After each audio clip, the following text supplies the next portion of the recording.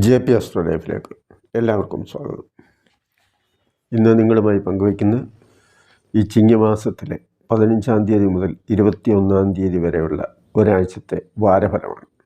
August 31 മുതൽ 6-ാം തീയതി വരെയുള്ള 7 ദിവസത്തെ ആഴ്ചഫലത്തിൻ്റെ ഗുണദോഷ ഫലങ്ങൾ നിങ്ങളുമായിട്ടൊന്ന് പങ്കുവയ്ക്കുകയാണ്. നമുക്ക് വീഡിയോയിലേക്ക് പോകാം. ആദ്യമായിട്ട് മേടൻ രാശിയെ സംബന്ധിച്ച് മേടൻ രാശിക്കൂർ എന്ന് പറയുമ്പോൾ അശ്വതി ഭരണി കാർത്തികയുടെ 1-ാം പാദം. ഇതാണ് മേടൻ രാശിക്കൂർ.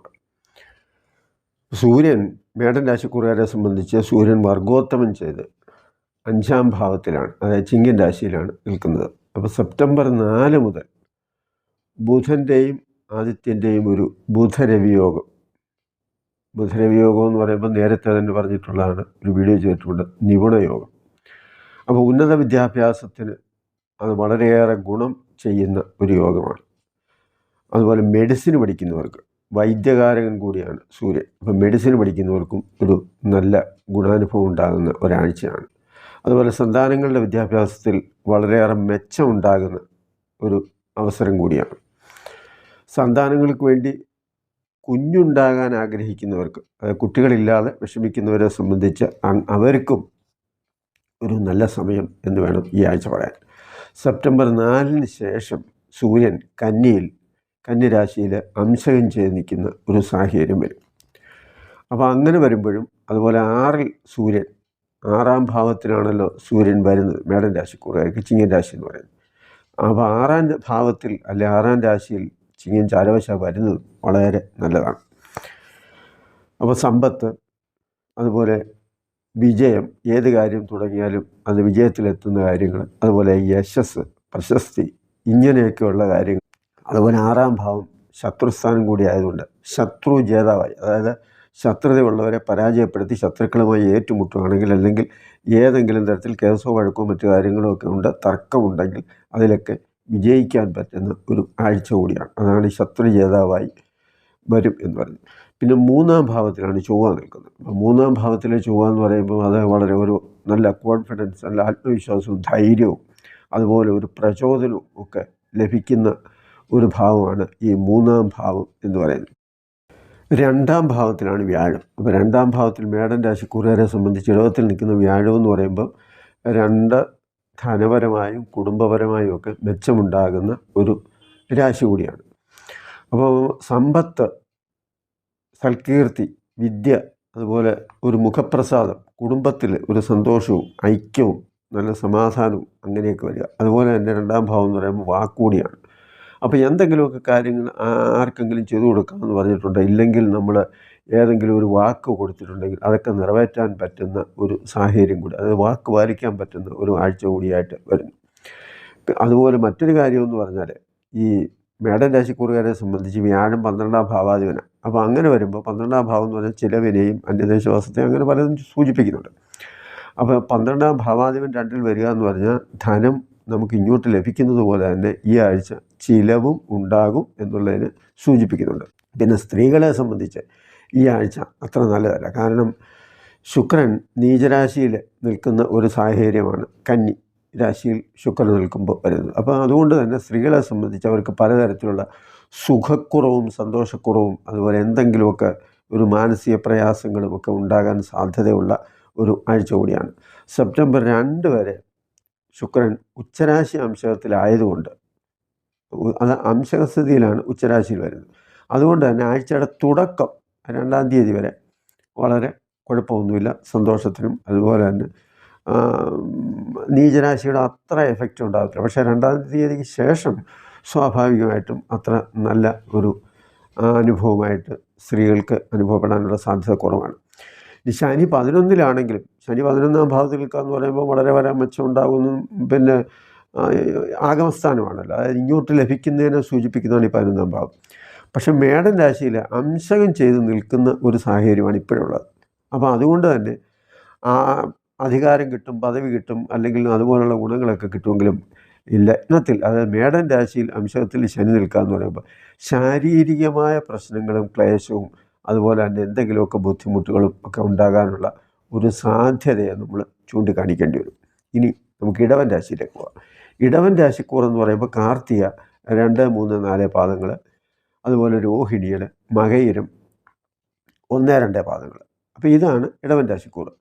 ഇടവൻ രാശിക്കൂറുകാരെ സംബന്ധിച്ച് ലഗ്നത്തിലാണ് വ്യാഴം നിൽക്കുന്നത്. അപ്പോൾ ഈശ്വര ഭക്തിയും അതുപോലെ തന്നെ ആയുരാരോഗ്യ സൗഖ്യവും അങ്ങനെയൊക്കെയുള്ള ലഗ്നഭാവം എന്ന് പറയുമ്പോൾ ശരീരവും ശരീരത്തിൻ്റെ ഗുണദോഷങ്ങളും ഒക്കെയാണല്ലോ. അപ്പോൾ അവിടെ വ്യാഴം നിൽക്കുക എന്ന് പറയുമ്പോൾ സ്വാഭാവികമായിട്ടും അതിൻ്റേതായ ഒരു സുഖം ഉണ്ടാകും. അത് മനസ്സിനൊരു സന്തോഷം, ശരീരത്തിനൊരു സുഖം. നേരത്തെ ആണെങ്കിൽ ഇച്ചിരി പ്രയാസങ്ങളും ബുദ്ധിമുട്ടുകളൊക്കെ ഉണ്ടായിരുന്നവർ, അവരെ സംബന്ധിച്ചിടത്തോളം ആരോഗ്യപരമായിട്ട് കുറച്ച് മെച്ചപ്പെടുന്ന ഒരു അവസരം. ഇങ്ങനെയൊക്കെയുള്ളതാണ് ഈ ഇടവം രാശിക്കൂറുകാരെ സംബന്ധിച്ചിടത്തോളം ഇടവത്തിൽ ലഗ്നത്തിൽ നിൽക്കുന്ന അല്ലെങ്കിൽ ആ രാശിക്കൂറിൽ നിൽക്കുന്ന വ്യാഴത്തെ സംബന്ധിച്ച് പറയാനുള്ളത്. പിന്നെ 5-ാം ഭാവത്തിലാണ് അംശകം ചെയ്ത് ഈ വ്യാഴം നിൽക്കുന്നത്. അപ്പോൾ 5-ാം ഭാവത്തിൽ അംശകം ചെയ്ത് നിൽക്കുക എന്ന് പറയുമ്പം 5-ാം ഭാവം മനസ്സുകൂടിയാണ്. അപ്പം മനസ്സിന് ഒരു സംതൃപ്തിയും അതുപോലെ തന്നെ ഒരു ആത്മീയതയും ഒക്കെ ഉണ്ടാകുന്ന ഒരു ആഴ്ച കൂടിയാണ് ഇത്. പിന്നെ കർമ്മരംഗത്തെ സംബന്ധിച്ച് പറയുമ്പം അത് പുഷ്ടിപ്പെടും. തൊഴിൽപരമായി ഉയർച്ചയുണ്ടാകും. അതുപോലെ അവിചാരിതമായി ചിലവും ഉണ്ടാകാനുള്ള സാധ്യത വർഷം ഈ ആഴ്ച ഉണ്ടാകും എന്നതാണ്. തൊഴിലിൽ പ്രതീക്ഷിച്ച ലാഭം, തൊഴിൽപരമായിട്ട് പുരോഗതിയൊക്കെ ഉണ്ടാകും എന്ന് പറഞ്ഞെങ്കിലും ആ പ്രതീക്ഷിച്ച അത്രയും ലാഭം ഉണ്ടാകാനുള്ള സാധ്യത കുറവാണ് എന്നുള്ളതാണ്. അന്യസംസ്ഥാന തൊഴിലാളികൾ അങ്ങനെയൊക്കെ ഉള്ളവരെ വെച്ചായിരിക്കും കൂടുതലും. അപ്പോൾ അവരിൽ നിന്നൊക്കെ നമുക്ക് ലാഭം പ്രതീക്ഷിക്കാം, അത്തരം ജോലികളിൽ നിന്നൊക്കെ ലാഭം പ്രതീക്ഷിക്കാം എന്നാണ്. കാരണം ഇടവൻ രാശിക്കാരെ സംബന്ധിച്ചെന്ന് പറയുമ്പോൾ കുംഭം, മീനം, മേടം, ഇടവം. അപ്പോൾ 10-ാം ഭാവത്തിലെ ശനിയാണ്. ആ ശനി എന്ന് പറയുമ്പോൾ ഒറ്റയടിക്ക് കയറി റോക്കറ്റ് പോലെ കുതിച്ചു വരുന്ന ഒരു ഗ്രഹമൊന്നുമല്ല. സാവധാനത്തിൽ മാത്രമേ തൊഴിൽപരമായ ഒരു ഉന്നതി ഉണ്ടാവുകയുള്ളൂ എന്ന് സൂചിപ്പിക്കുന്നുണ്ട്. മറ്റൊരു കാര്യമെന്ന് പറഞ്ഞാൽ ഈ ചെവിക്ക് എന്തെങ്കിലും ഒരു പക്ഷേ അവിചാരിതമായിട്ട് വേദനയോ അല്ലെങ്കിൽ മറ്റെന്തെങ്കിലും പ്രശ്നങ്ങളോ എന്തെങ്കിലുമൊക്കെ ചെവിയെ സംബന്ധിച്ചുണ്ടാകാനുള്ള ഒരു സാധ്യത ഉണ്ടെന്നുള്ള. പിന്നെ 4-ൽ സൂര്യൻ നിൽക്കുന്നു. ഇടവൻ രാശിക്കാരെ സംബന്ധിച്ച് 4-ാം ഭാവത്തിലാണല്ലോ ചിങ്ങൻ രാശി വരുന്ന സൂര്യൻ. അപ്പോൾ സ്വക്ഷേത്രത്തിലും വർഗോത്തമത്തിലും ആണ് ഈ സൂര്യൻ നിൽക്കുന്നത്. അതായത് ചിങ്ങൻ രാശിയിൽ സൂര്യൻ നിൽക്കുകയും ചിങ്ങൻ രാശിയിൽ തന്നെ അംശം ചെയ്ത് നിൽക്കുകയും ചെയ്യുന്നത് കൊണ്ട് തന്നെ വീട്ടിൽ ഒരു സന്തോഷവും സുഖവും അതുപോലെ തന്നെ മാതാപിതാക്കൾ തമ്മിലും വളരെ നല്ല ഒരു യോജിപ്പും അതുപോലെ വീട്ടുകാർ മൊത്തത്തിൽ ഒരു സന്തോഷത്തിനുള്ള ഒരു സാഹചര്യമൊക്കെ ഉണ്ടാകും എന്നുള്ളതാണ്. അപ്പോൾ അതുപോലെ തന്നെ അച്ഛനും അമ്മയിൽ നിന്നുമൊക്കെ അങ്ങനെ അവരിൽ നിന്നൊക്കെ നമുക്ക് എന്തെങ്കിലുമൊക്കെ പല സഹായങ്ങളും പ്രതീക്ഷിക്കാവുന്ന ഒരു ആഴ്ച കൂടിയാണ്. 4-ാം ഭാവം എന്ന് പറയുമ്പോൾ വീട്, വാഹനം, അമ്മ എന്നൊക്കെയാണല്ലോ വരുന്നത്. അപ്പം വീട്, വാഹനം എന്നീ കാര്യങ്ങളിൽ അങ്ങനെയൊക്കെ ചിന്തിക്കുന്നവർക്ക്, ഇപ്പം വീടിൻ്റെ പണി നടക്കുന്നവർ അല്ലെങ്കിൽ ഒരു വാഹനം മേടിക്കണമെന്ന് വിചാരിക്കുന്നവർ, അങ്ങനെയൊക്കെ ചിന്തിക്കുന്നവർക്കൊക്കെ ഈ ആഴ്ചയിൽ അതിൻ്റേതായ ഗുണങ്ങളൊക്കെ ഉണ്ടാകും എന്നുള്ളതാണ്. പിന്നെ മറ്റൊരു കാര്യമെന്ന് പറഞ്ഞാൽ ആരോഗ്യ സംബന്ധമായിട്ട് പറയുമ്പോൾ ശ്വാസം മുട്ടൽ, ഹൃദ്രോഗ സാധ്യത, ഇങ്ങനെയൊക്കെയുള്ള അസുഖങ്ങളുള്ളവർ, അതായത് നിലവിൽ ഇത്തരം പ്രശ്നങ്ങളൊക്കെ ശ്വാസം മുട്ടലും അതുപോലെ എന്തെങ്കിലുമൊക്കെ അസുഖങ്ങളുമൊക്കെ ഹൃദ്രോഗ സാധ്യതയൊക്കെ ഉള്ളവർ ഒന്ന് സൂക്ഷിക്കേണ്ട ആഴ്ച കൂടിയാണ്. പിന്നെ 2-ാം ഭാവത്തിലാണ് ഈ ഇടവക്കൂറുകാരെ സംബന്ധിച്ച് ചൊവ്വ നിൽക്കുന്നത്. മിഥുനത്തിലെ ചൊവ്വയാണ്.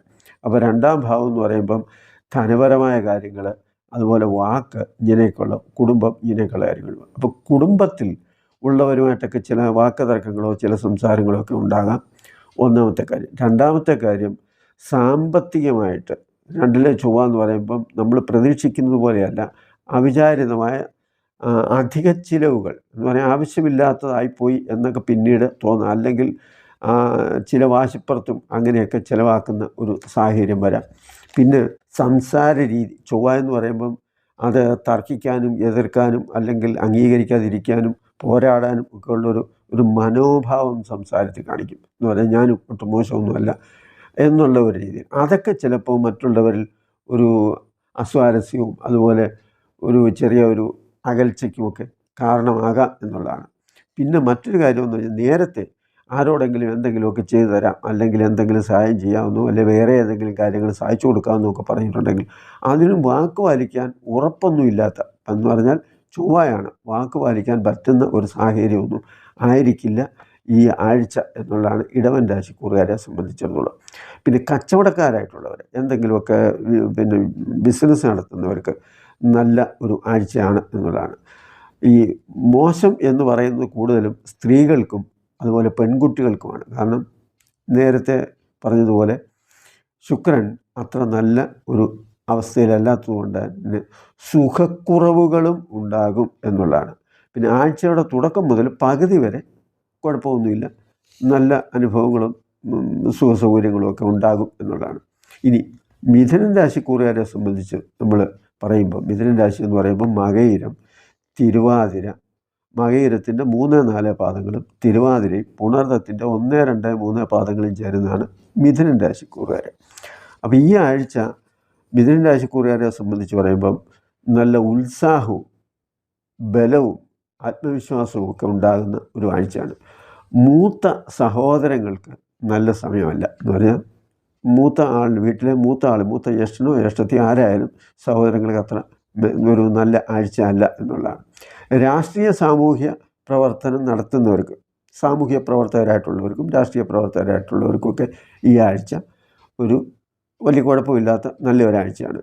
സ്ത്രീകൾക്ക് പൊതുവെ മാനസികമായിട്ടും ശാരീരികമായിട്ടും ഒക്കെയുള്ള പ്രശ്നങ്ങൾ ഉണ്ടാകാൻ സാധ്യതയുള്ള ആഴ്ച കൂടിയാണ് എന്നുള്ളതാണ്.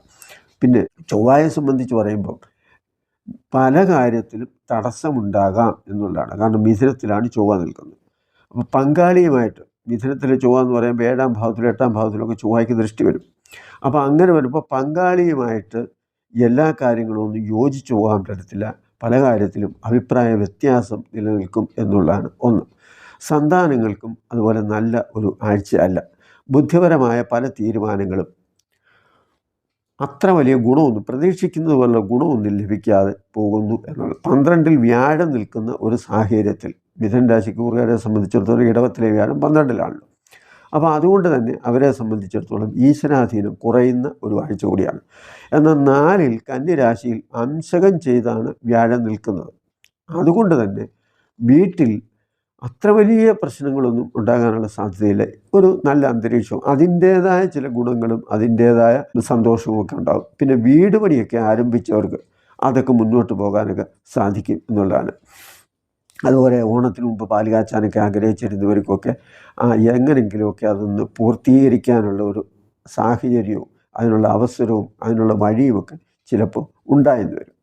9-ലെ ശനി അല്പാൽപമായ ഉയർച്ചയെ ഉണ്ടാകത്തുള്ളൂ. 9-ാം ഭാവം എന്ന് പറയുമ്പം അതിനെ ഭാഗ്യസ്ഥാനമെന്നും പിതൃസ്ഥാനമെന്നും ഒക്കെ പറയും. അപ്പോൾ 9-ാം ഭാവത്തിൽ ശനി നിൽക്കുക എന്ന് പറയുമ്പോൾ പെട്ടെന്ന് വെച്ചടി ഒരു കയറ്റമൊന്നും ഉണ്ടാകത്തില്ല. അത് വളരെ സ്ലോയിൽ, സാവധാനത്തിൽ, നാമമാത്രമായ ചില എന്ന് പറഞ്ഞാൽ തട്ടിമുട്ടിയൊക്കെ കാര്യങ്ങൾ മുന്നോട്ട് പോകുന്ന ഒരു സാഹചര്യം. അതാണ് 9-ാം ഭാവം, ഭാഗ്യസ്ഥാനം. നമ്മൾ പ്രതീക്ഷിക്കുന്ന കാര്യങ്ങളെല്ലാം അതുപോലെ അങ്ങ് നിറവേറ്റണമെന്നൊന്നുമില്ല, കുറച്ചൊക്കെ ചിലപ്പോൾ സാധിച്ചെന്ന് വരും എന്നുള്ളതാണ്. പിന്നെ കർമ്മപുഷ്ടി, തൊഴിൽപരമായിട്ട് അങ്ങനെയുള്ള പ്രശ്നങ്ങളൊന്നും ഉണ്ടാകാനുള്ള സാധ്യതയൊന്നുമില്ല. 10-ാം ഭാവാധിപനായ വ്യാഴമാണ്. അപ്പം വ്യാഴം 4-ാം ഭാവത്തിലൊക്കെ ഉള്ളത് കൊണ്ട് തന്നെ സ്വാഭാവികമായിട്ടും അത്ര വലിയ മോശമൊന്നും തൊഴിൽപരമായിട്ട് ഉണ്ടാകാനുള്ള സാധ്യതയില്ല. പിന്നെ മറ്റുള്ളവരുടെ കാര്യത്തിൽ, അതായത് ഒരു ഇതിനകത്ത് പ്രധാനമായിട്ടും ഉള്ളത് എന്താണെന്ന് ചോദിച്ചാൽ, സ്വന്തം കാര്യവും സ്വന്തം വീട്ടിലുള്ളവരുടെ കാര്യവും പരിഗണിക്കുന്നതിനേക്കാൾ കൂടുതലായിട്ട് മറ്റുള്ളവരുടെ കാര്യത്തിന് പ്രാധാന്യം കൊടുത്തുകൊണ്ട്, മുൻഗണന കൊടുത്തുകൊണ്ട് മുന്നോട്ട് പോകുന്ന ഒരു സാഹചര്യം ചിലപ്പോൾ ഈ ആഴ്ചയിൽ വരാം എന്നുള്ളതാണ്. ഇനി നമുക്ക് കർക്കിടകൻ രാശിക്കൂറുകാരിലേക്ക് പോകുമ്പോൾ, കർക്കിടകൻ രാശി എന്ന് പറയുമ്പോൾ പുണർദം, 4-ാം പാദം, പൂയം, ആയില്യം, ഈ നക്ഷത്രമാണ് കർക്കിടകൻ രാശി. സാമ്പത്തികമായിട്ട് ബുദ്ധിമുട്ട് ഉണ്ടാകുന്ന ആഴ്ചയാണ് കർക്കിടകൻ രാശിക്കൂറുകാരെ സംബന്ധിച്ചിടത്തോളം ഉള്ളത്. അതുപോലെ നേത്രരോഗ സാധ്യതയും നമുക്ക് തള്ളിക്കളയാൻ ഒന്നും പറ്റില്ല. കർമാധിപൻ എന്ന് പറയുന്ന തൊഴിലിൻ്റെ ഉടമ 12-ാം ഭാവത്തിലായതുകൊണ്ട് തൊഴിൽപരമായിട്ട് അത്ര പുരോഗതിയൊന്നും ഈ ആഴ്ച പ്രതീക്ഷിക്കേണ്ട. പലതും നഷ്ടത്തിൽ കലാശിക്കാനുള്ള സാധ്യതയുണ്ട്. സന്താനങ്ങളുമായിട്ട് ചില തർക്കങ്ങളും, അതുപോലെ തൊഴിൽപരമായ കാര്യത്തിൽ അവർക്ക് ജോലിയൊന്നും, ഇത്രയൊക്കെ വിദ്യാഭ്യാസമായിട്ടും ജോലിയൊന്നുമില്ലല്ലോ, അങ്ങനെയാണല്ലോ ഇങ്ങനെയാണല്ലോ എന്നൊക്കെ ഉള്ള ഒരു ചിന്താഗതിയൊക്കെ ഉണ്ടാകാം എന്നുള്ളതാണ്. അപ്പോൾ ഉദ്ദേശിച്ച ആ ഒരു ഗുണം ലഭിക്കാത്തതിലുള്ള ഒരു മനോവിഷമം ഈ കർക്കിടകൻ രാശിക്കൂറുകാരെ സംബന്ധിച്ചിടത്തോളം ഉണ്ടാകും എന്നുള്ളതാണ്. എന്നാലും സാമ്പത്തിക കാര്യങ്ങളിൽ മറ്റുള്ളവരുടെ സഹായം ഇവർക്ക് ലഭിക്കും എന്നതാണ്. അതുകൊണ്ട് തന്നെ സാമ്പത്തിക പ്രശ്നം കുറേയൊക്കെ പരിഹരിക്കാനും സാധിക്കും. വിദ്യാർത്ഥികൾക്ക് നല്ല ആഴ്ചയാണ്. 11-ലെ വ്യാഴം പല കാര്യങ്ങളിലും ഗുണമുണ്ടാകാനുള്ള സാധ്യതയുണ്ട്. 11-ാം ഭാവത്തിൽ വ്യാഴം നിൽക്കുക എന്ന് പറഞ്ഞാൽ അതൊരു നല്ല കാര്യമാണ്. 11ാം ഭാവാധിപൻ 4ാം ഭാവാധിപത്യം വഹിച്ച് നീചത്തിൽ വരുന്നത് കൊണ്ട് നമ്മൾ പ്രതീക്ഷിച്ചതുപോലെ എന്ന് പറഞ്ഞാൽ അവിടെ നിന്ന് സഹായം കിട്ടും, അല്ലെങ്കിൽ ആ കാര്യം നടക്കും, ഇങ്ങനെയൊക്കെ നമ്മൾ ചിന്തിക്കുമ്പോൾ അതിൽ ചിലതൊക്കെ നടക്കാതിരിക്കാനും അതുപോലെ ഉദ്ദേശിച്ചതുപോലെ ഒന്നും സാധിക്കാൻ പറ്റാത്ത ഒരു അവസ്ഥയും വരും. പിന്നെ വീട്ടിൽ സന്തോഷം കുറയും. മാതാവിന് അത്ര നല്ല സമയമല്ല എന്നുള്ളതാണ്. ആരോഗ്യ സംബന്ധമായി അലർജി, അതുപോലെ കാലിൻ്റെ പാദം അങ്ങനെയൊക്കെ ഉള്ളവർക്ക്, മുട്ടിന് താഴെ എന്തെങ്കിലുമൊക്കെ പ്രശ്നങ്ങളുള്ളവർ, അതുപോലെ തോള്, കഴുത്ത് ഈ ഭാഗത്ത് വേദനയോ അല്ലെങ്കിൽ കൊച്ചുപിടുത്തമോ അങ്ങനെയൊക്കെ വരാം. അതുപോലെ ശിരോരോഗം എന്ന് പറയുമ്പോൾ കൂടുതലായിട്ടും വരുന്നത് തലകറക്കം, അതുപോലെയൊക്കെയുള്ള തലവേദന, ഇങ്ങനെയൊക്കെയുള്ള രോഗസാധ്യതകൾ, ഇങ്ങനെയൊക്കെയുള്ള സാധ്യതകൾ പൊതുവേ കർക്കിടകൻ രാശിക്കൂറുകാരെ സംബന്ധിച്ചിടത്തോളം ഒരു സുഖക്കുറവ് ഉണ്ടാകും എന്നുള്ളതാണ്. 9ൽ രാഹുവാണ് നിൽക്കുന്നത്. അപ്പോൾ രാഹു 9ാം ഭാവം എന്ന് പറഞ്ഞാൽ ഭാഗ്യസ്ഥാനം. അപ്പോൾ ഭാഗ്യാവസ്ഥയ്ക്കൊക്കെ ഒരു മംഗലും അതുപോലെ തന്നെ ഒരു തിരിഞ്ഞു പറഞ്ഞു പോക്കും, ഉദ്ദേശിച്ചതുപോലൊക്കെ കാര്യങ്ങൾ നടക്കാതിരിക്കുമ്പോഴുള്ള ഒരു മനോവിഷമമൊക്കെ വരും. പിന്നെ നീചരാശിയിൽ അംശം ചെയ്ത് ബുധൻ വരിക എന്ന് പറയുമ്പോൾ സ്വാഭാവികമായും സംസാരവും അതുപോലെ തന്നെ ബുദ്ധിമോശവും ചിന്തിക്കാതെ ഉള്ള പ്രവർത്തനവും ഇതൊക്കെയാണ് സന്തോഷത്തെ കുറയ്ക്കുന്നത് എന്നുള്ളതാണ്. ഇനി നമുക്ക് ചിങ്ങൻ രാശിയിലേക്ക് പോകുമ്പോൾ മകം, പൂരം, ഉത്തരത്തിൻ്റെ 1ാം പാദമാണ് ചിങ്ങൻ രാശിയിൽ വരുന്നത്. അപ്പം നേത്രരോഗ സാധ്യതയോ കാഴ്ചക്കുറവോ വരാനുള്ള സാധ്യതയാണ് ചിങ്ങൻ രാശിക്കൂറുകാരെ സംബന്ധിച്ചിടത്തോളം പ്രധാനമായിട്ടുള്ളത്. പിന്നെ മറ്റു പ്രധാനപ്പെട്ട ഒരു കാര്യമെന്ന് പറഞ്ഞാൽ ഇവരുടെ ഈ ആഴ്ച എന്ന് പറഞ്ഞാൽ ഇവരുടെ മുടി പൊഴിയാനുള്ള സാധ്യതയുണ്ട്. മുടി കുറയുക, മുടി പൊഴിയുക അങ്ങനെയൊക്കെ വരും. കഷണ്ടി ഉള്ളവരാണെങ്കിൽ കുറേ കൂടുതലും പോകും. അത് സ്ത്രീക്കായാലും പുരുഷനായാലും അങ്ങനെ ഒരു സാഹചര്യം ഉള്ള ഒരു ആഴ്ചയാണിത്. പിന്നെ 11ലെ ചൊവ്വ അത് നമുക്ക് വളരെയേറെ മെച്ചമുണ്ടാക്കും. അധികാരവും സുഖവും അതുപോലെ ധനവും ഇങ്ങനെയൊക്കെയുള്ള കാര്യങ്ങൾക്കൊക്കെ ഗുണം ചെയ്യും. കച്ചവടമൊക്കെ ചെയ്യുന്നവരാണ്, എന്തെങ്കിലുമൊക്കെ ബിസിനസ്സൊക്കെ ചെയ്യുന്നവരാണെങ്കിൽ അവർക്ക് ഈ ആഴ്ച വളരെ നല്ലതാണെന്ന് ഉള്ളതാണ്. പിന്നെ വിദ്യാഭ്യാസ സംബന്ധമായിട്ട് പറയുമ്പോൾ ചൊവ്വയെ സംബന്ധിച്ച് പറയുമ്പം ഈ ഇലക്ട്രിക്കൽ എഞ്ചിനീയറിങ്, അതുപോലെ തന്നെ സിവിൽ എന്ന് പറഞ്ഞാൽ ഭൂമി സംബന്ധമായും ബിൽഡിംഗ് സംബന്ധമായിട്ടും ഒക്കെ ഉള്ളതാണല്ലോ. അപ്പോൾ അങ്ങനെയുള്ളത് ഇങ്ങനെയൊക്കെയുള്ള മേഖലയിൽ ജോലി ചെയ്യുന്നവർക്കും അതുപോലെ ഇത്തരം കാര്യങ്ങളൊക്കെ പഠിക്കുന്നവർക്കും പ്രത്യേകിച്ച് തൊഴിലൊക്കെ ചെയ്യുന്നവർക്ക് കുറേ കൂടി മെച്ചപ്പെട്ട ഒരു ആഴ്ചയാണ് എന്നുള്ളത്. പിന്നെ സഹോദരങ്ങൾ വിദേശത്തോ അല്ലെങ്കിൽ അന്യനാട്ടിലോ എവിടെയെങ്കിലുമൊക്കെ സഹോദരങ്ങൾ ഉണ്ടെങ്കിൽ അവരിൽ നിന്നൊക്കെ എന്തെങ്കിലുമൊക്കെ ഗുണം ലഭിക്കാനുള്ള സാധ്യത ഈ ആഴ്ചയിൽ ഉണ്ട്.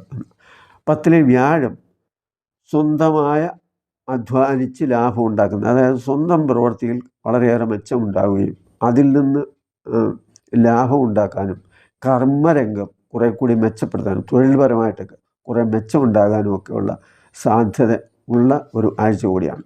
അതിൻ്റെ കാരണം എന്താണെന്ന് ചോദിച്ചാൽ വ്യാഴം ജാതകത്തിൽ അനുകൂലമായിട്ടുള്ളവരാണെങ്കിൽ അവർക്ക് വളരെയേറെ ജോലിയിൽ, ഇപ്പം സർക്കാർ ജോലിയോ അല്ലെങ്കിൽ ഏതെങ്കിലും കമ്പനിയിലൊക്കെ ജോലി ചെയ്യുന്നവരൊക്കെ ആണെങ്കിൽ അവർക്ക് ആ ജോലിയിൽ പ്രമോഷൻ ഉണ്ടാകാം. അതുപോലെ ഇഷ്ടപ്പെടുന്ന ഒരു സ്ഥലത്തേക്ക് ട്രാൻസ്ഫർ വരാം, മറ്റ് ആനുകൂല്യങ്ങൾ കിട്ടാം. ഇങ്ങനെയൊക്കെയുള്ള സാഹചര്യങ്ങളൊക്കെ വ്യാഴം നല്ല നിലയിൽ ജാതകത്തിലുള്ളവർക്ക് അനുഭവപ്പെടുന്ന ഒരു ആഴ്ച കൂടിയാണ്. അനുകൂലം അല്ലാത്തവരെ സംബന്ധിച്ചിടത്തോളം ഉണ്ടാകുന്നത് എന്താണെന്ന് ചോദിച്ചാൽ മേലധികാരികൾ മേളിൽ ഈ ഏതെങ്കിലും കമ്പനിയിലോ സർക്കാർ തലത്തിലോ അല്ലെങ്കിൽ കമ്പനികളിലോ ഏതെങ്കിലുമൊക്കെ ജോലി ചെയ്യുന്നവർക്ക് അവരുടെ മേലധികാരികളിൽ നിന്ന് ചില ശാസനയോ താക്കീതോ അങ്ങനെയൊക്കെ വരാം. ചിലരെ സംബന്ധിച്ച് ഉദ്ദേശിക്കാതിരുന്ന് ചില സ്ഥലത്തേക്കൊക്കെ സ്ഥലം മാറ്റം വരാം. അങ്ങനെയൊക്കെയുള്ള സാഹചര്യങ്ങളൊക്കെ വ്യാഴം അനുകൂലമല്ലാതിരിക്കുന്നവർക്ക് ഉണ്ടാകാനുള്ള സാധ്യതയുണ്ട്. പിന്നെ ഈ സിനിമ സീരിയൽ രംഗത്ത് പ്രവർത്തിക്കുന്നവർ, തുണിക്കച്ചവടക്കാർ, ഇങ്ങനെയൊക്കെ ഉള്ളവർക്ക് ഒരു നല്ല ആഴ്ച അല്ല എന്നുള്ളതാണ്. വിദ്യാഭ്യാസ സംബന്ധമായി അത്ര വലിയ നേട്ടം ലഭിക്കാനുള്ള സാധ്യതയും കുറവാണ്. കാരണം നിപുണയോഗം ഉണ്ടെന്ന് നേരത്തെ പറഞ്ഞു. കാരണം ചിങ്ങരാശിയിലാണല്ലോ ആദ്യത്തിനും ബുധൻ നിൽക്കുന്നത്. ഉണ്ടെങ്കിലും ബുധൻ നീചരാശി അംശകത്തിലായതുകൊണ്ട് സ്വാഭാവികമായിട്ടും അപ്രതീക്ഷിക്കുന്ന ഒരു പുരോഗതി ഉണ്ടാകാനുള്ള സാധ്യത കുറവായിരിക്കും എന്നുള്ളതാണ്. സ്ത്രീകൾക്ക് അത്ര മെച്ചമല്ലാത്ത ഒരു ആഴ്ച എന്ന് പറയുമ്പോൾ അത് നീചരാശിയിൽ നിൽക്കുന്നു. അതുപോലെ തന്നെ ഉച്ചരാശി അംശകമുള്ളതുകൊണ്ട് ആദ്യത്തെ ചില ദിവസങ്ങളിലൊക്കെ അതിൻ്റെ ദോഷഫലങ്ങളൊക്കെ കുറയും, കുഴപ്പമൊന്നുമില്ലാതൊക്കെ പോകും. പക്ഷെ പിന്നീട് ഒരു നല്ല അനുഭവമായിട്ട് വരുന്നില്ല എന്നുള്ളതാണ്. സെപ്റ്റംബർ 4 ശേഷം സെപ്റ്റംബർ 4 കഴിയുമ്പോൾ ശുക്രൻ ഇടവം രാശിയിൽ സ്വക്ഷേത്രത്തിൽ അംശത്തിൽ വരുന്നുണ്ട്. ആ ഒരു സമയം മുതൽ സ്ത്രീകളെ സംബന്ധിച്ച് കുറച്ച് പ്രതീക്ഷ നൽകുന്ന കാര്യമാണ്. അവർ നേരിടുന്ന വിഷയങ്ങൾക്കും അവരുടെ മാനസിക പ്രശ്നങ്ങൾക്കുമൊക്കെ കുറച്ചൊക്കെ എന്തെങ്കിലുമൊക്കെ ഒരു മാറ്റം ഉണ്ടാകാനുള്ള ഒരു സാഹചര്യമുണ്ട്. പിന്നെ ദൂരദേശയാത്രയും അലച്ചിലും മാനസിക പിരിമുറുക്കുമൊക്കെ ഇവരെ സംബന്ധിച്ച് ഉണ്ടാകും എന്നുള്ളതാണ്. ദേവീക്ഷേത്രത്തിൽ ആരാധന നടത്തുകയും അതുപോലെ തന്നെ രക്തപുഷ്പാഞ്ജലി നടത്തുകയും ചെയ്യുന്നത് ഒരു നല്ല കാര്യമാണ്. ഇനി കന്നിരാശിക്കാരെ സംബന്ധിച്ച് പറയുമ്പോൾ ഉത്തരം 2, 3, 4 പാദവും അത്തവും ചിത്തിരയുടെ 1, 2 പാദങ്ങളിൽ ചേരുന്നതാണ് കന്നിരാശി. കന്നിരാശിക്കൂറുകാർക്ക് ആഴ്ചയുടെ ആദ്യ പകുതിക്ക് ശേഷം ആരോഗ്യ സംബന്ധമായി നല്ലതല്ല എന്നുള്ളതാണ്. ഉദര സംബന്ധമായ രോഗങ്ങൾ, പ്രഷറ്, അതുപോലെ അലർജി സംബന്ധമായ പ്രശ്നങ്ങളുള്ളവർ, ഇങ്ങനെയൊക്കെ ഉള്ളവർ സൂക്ഷിക്കണം എന്നുള്ളതാണ്. അതുപോലെ നയനരോഗം എന്ന ഒരു സാധ്യതയും ഇതിനകത്തിൽ പറയുന്നുണ്ട്. ഇടത്തെ കണ്ണിന് എന്തെങ്കിലും ചെറിയ ചെറിയ പ്രശ്നങ്ങളൊക്കെ വരാനുള്ള സാധ്യതകൾ ഉണ്ട്. പിന്നെ കുടുംബത്തിൽ പിതാവിനോ അല്ലെങ്കിൽ പിതൃതുല്യരായവർക്കോ കഷ്ടത ഉണ്ടാകാം, അല്ലെങ്കിൽ ആരോഗ്യപരമായിട്ട് അത്ര മെച്ചമല്ലാത്തൊരു സാഹചര്യം വരാം. കളത്രവുമായി, അതായത് ഭാര്യാഭർത്തൃ ബന്ധത്തിൽ അവർ തമ്മിൽ പല കാര്യത്തിലും ഒരു ഭിന്നാഭിപ്രായം ഉണ്ടാവുകയും സ്വഭാവദൂഷ്യം ആരോപിച്ച് ചില ബന്ധങ്ങളുടെയൊക്കെ പേര് പറഞ്ഞ് വഴക്കുണ്ടാവുകയും ചെയ്യും. വീട്, വാഹനം എന്നിവയുമായി ബന്ധപ്പെട്ട കാര്യങ്ങൾക്ക് നല്ല ആഴ്ചയാണ്. അപ്പോൾ അങ്ങോട്ടും ഇങ്ങോട്ടും ആരോപണം പ്രത്യാരോപണം നടത്തി വഴക്കുണ്ടാക്കുന്നതൊക്കെ ഒഴിവാക്കാൻ വേണ്ടിയാണ് ഇക്കാര്യങ്ങളൊക്കെ പറയുന്നത്. കാരണം നിങ്ങൾ ശ്രദ്ധിച്ചാൽ ഇതൊക്കെ ഒഴിവാക്കാനും പറ്റും. സന്താനങ്ങളുടെ കാര്യത്തിലൊക്കെ നല്ല ഗുണമുണ്ടാകുന്ന ഒരാഴ്ചയാണ്. 9-ലെ വ്യാഴം വലിയ പ്രശ്നങ്ങളെയൊക്കെ ഒഴിവാക്കി സന്തോഷവും പരസ്പരം ഒരു യോജിപ്പുമൊക്കെ ഉണ്ടാക്കിത്തരാനുള്ള സാധ്യതകളും സാഹചര്യമൊക്കെ ഉണ്ട്. നമ്മളത് കളഞ്ഞു കുളിക്കരുത്. സാമ്പത്തികമായി ബുദ്ധിമുട്ടുന്നവർക്ക് പരിഹാരമുണ്ടാകും. ഭക്ഷണസുഖം കുറയും. ശത്രുതയിൽ കഴിയുന്നവരുടെ വിരോധം ഒക്കെ മാറി അത് കുറച്ചൊക്കെ അനുകൂലമായിട്ട് നമ്മളുമായിട്ടൊക്കെ യോജിച്ച് പോകുന്ന ഒരു സാഹചര്യം ഉണ്ടാകും. അതുപോലെ കാര്യങ്ങളിൽ ഒരു പുരോഗതിയും അതുപോലെ സാമ്പത്തികമായ ഒരു ഉയർച്ചയുമൊക്കെ ഉണ്ടാകാനുള്ള സാധ്യതയും ഉണ്ട്. ദേവീക്ഷേത്രത്തിൽ രക്തപുഷ്പാഞ്ജലിയും ശിവക്ഷേത്രത്തിൽ ധാരയും നടത്തി ഒരു കൂവളമാലയൊക്കെ മേടിച്ച് ശിവഭഗവാൻ അർപ്പിച്ച് ഈ വലിയ വലിയ പ്രശ്നങ്ങളൊക്കെ ഒന്ന് ഒഴിവായി അതിൻ്റെ കാഠിന്യം കുറച്ച് ഒന്ന് ലഘൂകരിക്കാൻ സഹായിക്കുന്ന ഒരു കാര്യമാണ് എന്നുള്ളതാണ്. ഗുണവും ദോഷവും പറയുന്നത് എന്തിനാണെന്ന് വെച്ചാൽ ദോഷത്തിന് പരിഹാരം നമ്മൾ തന്നെ കണ്ടെത്തുക. നമ്മൾ ശ്രദ്ധിക്കുമ്പോൾ അതെല്ലാം മാറി ഒരു നല്ല കുടുംബജീവിതവും അതുപോലെ തന്നെ ഐശ്വര്യപ്രദമായ മുന്നോട്ട് പോകാനും സാധിക്കും എന്നതുകൊണ്ടാണ്. അല്ലാതെ നല്ല കാര്യങ്ങൾ മാത്രം പറഞ്ഞ് നിങ്ങളെ പുകഴ്ത്തിയിട്ട് നിങ്ങൾക്കും ഗുണമുണ്ടാകുന്നില്ല, എനിക്കും ഗുണമുണ്ടാകുന്നില്ല. അതുകൊണ്ടാണ് ഇങ്ങനെ പറഞ്ഞത്. നന്ദി, നമസ്കാരം.